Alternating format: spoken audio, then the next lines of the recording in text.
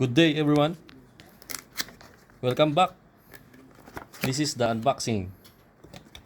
We have here the UTEPO PO 4-port PoE Ethernet switch with with fiber port.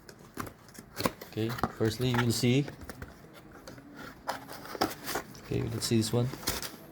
Power supply. Okay, then bracket for the installation.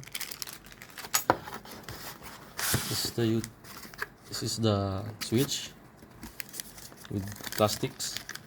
This, by the way, guys, this is weatherproof. I don't,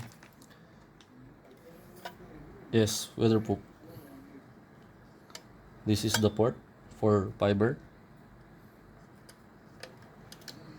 for link, uplink. Okay. And this for is the PoE port.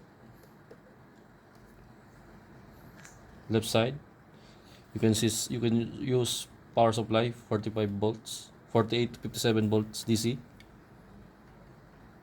We will use this one for CCTV or for default.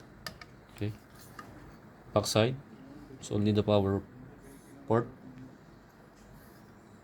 Okay. This one. It's okay. It's nice.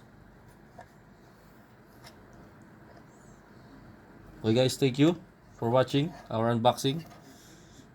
See you next unboxing.